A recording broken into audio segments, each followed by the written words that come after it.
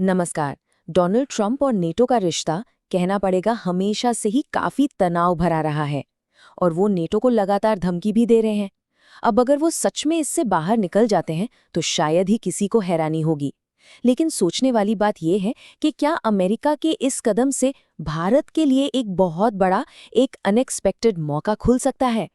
चलिए आज इसी सवाल का जवाब ढूंढते हैं। अच्छा, जरा इस बयान को देखिए। ये सिर्फ कोई हवा में कही गई बात नहीं है और ना ही ये कोई नई धमकी है। ये एक ऐसी सोच है जो सालों से बन रही है।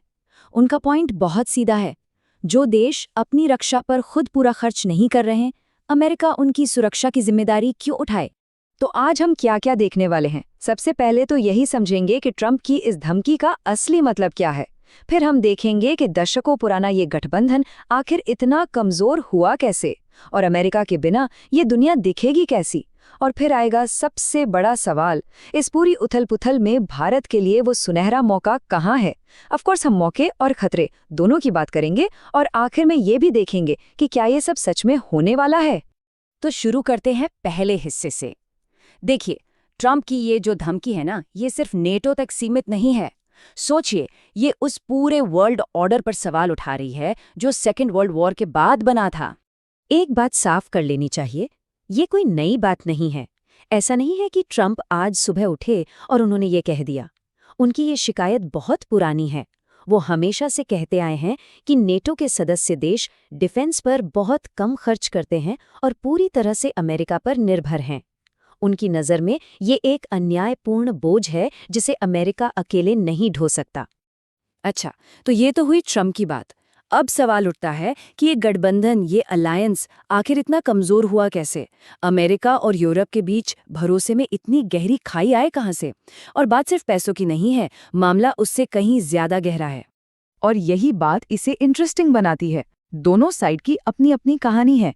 अमेरिका का कहना है कि यार, एक तो आप लोग डिफेंस पर खर्च नहीं करते, ऊपर से जब हमें ईरान जैसे मुद्दों पर जरूरत होती है तो आप पीछे हट जाते हैं।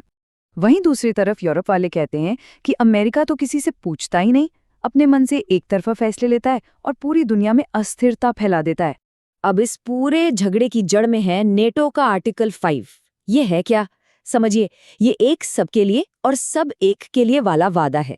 मतलब किसी एक सदस्य देश पर हमला मतलब सब पर हमला।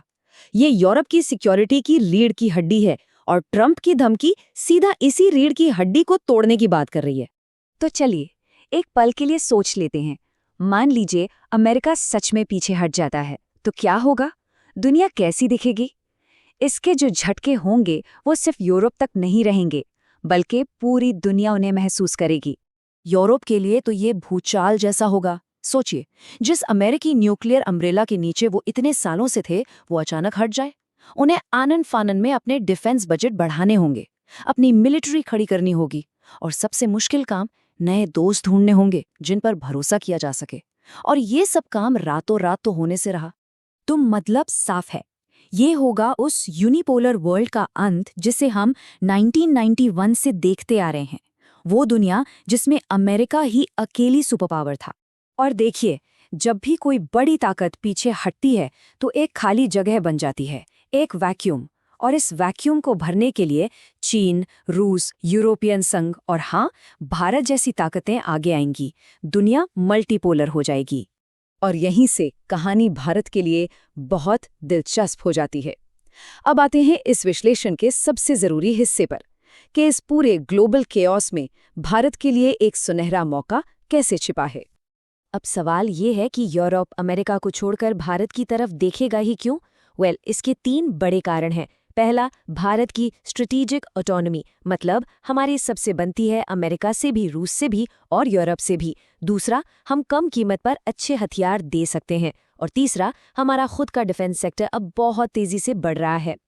हमारे पास ब्रह्मोस जैसी वर्ल्ड क्लास मिसाइलें हैं, हम बेहतरीन नेवल शिप्स बना रहे हैं, हमारे रडार और इलेक्ट्रॉनिक सिस्टम्स भी काफ़ी एडवांस्ड हैं। तो जाहिर है, जब यूरोप को हथियारों की ज़रूरत पड़ेगी तो भारत एक बड़ा सप्लायर बनकर उभर सकता है।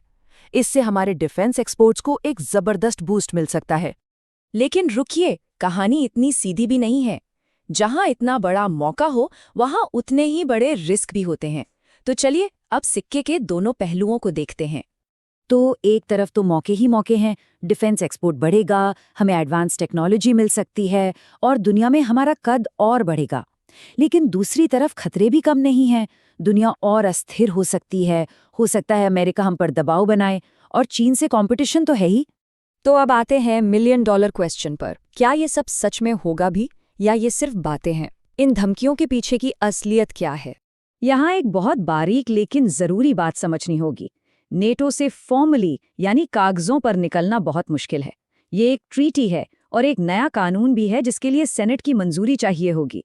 लेकिन डी फैक्टो यानी असलियत में बाहर निकलना वो बहुत आसान है। प्रेसिडेंट चाहें तो बस आर्टिकल 5 को मानने से इनकार कर दें, यूरोप से अपनी फौज वापस बुला लें और पैसा देना बंद कर दें, हो गया एग्जिट। तो सवाल घूम फिर कर वहीं आ जाता है कि जब दुनिया के पुराने रिश्ते, पुराने गठबंधन टूट रहे हैं, तो क्या भारत वर्ल्ड स्टेज पर एक नई जिम्मेदारी लेने के लिए तैयार है? ये मौका दशकों में एक बार आता है, लेकिन इसके साथ आने वाली चुनौती भी उतनी ही बड़ी है, और इसका जवाब तो खैर आने वाला वक्त ही